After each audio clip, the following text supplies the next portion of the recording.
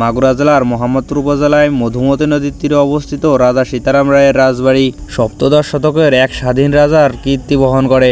রাজা সীতারাম রায় ছিলেন একজন প্রভাবশালী স্বাধীন রাজা। তিনি মুঘল সাম্রাজ্যের বিরুদ্ধে বিদ্রোহ করে স্বল্পকালীন সময়ের জন্য একটি সার্বভৌম হিন্দু রাজ্য প্রতিষ্ঠা করেন। তার কর্মদক্ষতা ও সাহসের জন্য তিনি পরিচিত ছিলেন এবং মোহাম্মদপুরে তার রাজধানী ও প্রশাসনিক কেন্দ্র স্থাপন করেন। সাহিত্য সম্রাট বঙ্কিমচন্দ্র চট্টোপাধ্যায়ের বিখ্যাত উপন্যাস সীতারামের পটভূমি ছিল এই স্থানটি।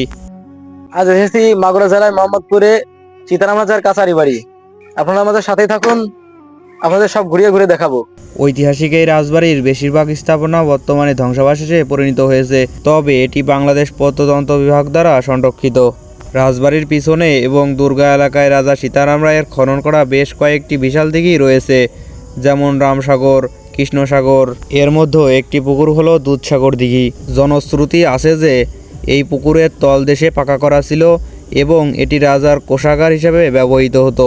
এছাড়া অন্যান্য দিঘি ও পুকুরগুলো স্থানীয় জনগণের সুপেয় পানির চাহিদা মেটানো এবং রাজবাড়ির সৌন্দর্য বৃদ্ধির জন্য ব্যবহার করা হতো। যদিও কালের আবর্তে রাজবাড়ির অধিকাংশ স্থাপিত ধ্বংসস্তূপে পরিণত হয়েছে, তবুও এর প্রতিটি দেওয়াল এবং প্রতিটি ইট যেন রাজার সোনালী অতীতের কথা ফিসফিস করে বলে যায়, মনে করিয়ে দেয় তার পুরনো জমিদারির জাঁকজমকপূর্ণ ইতিহাস। বাড়ির সামনে এখনও একটি প্রাচীন শিব মন্দির মাথা উঁচু করে দাঁড়িয়ে আছে, যা অক্ষত অবস্থায় রয়েছে।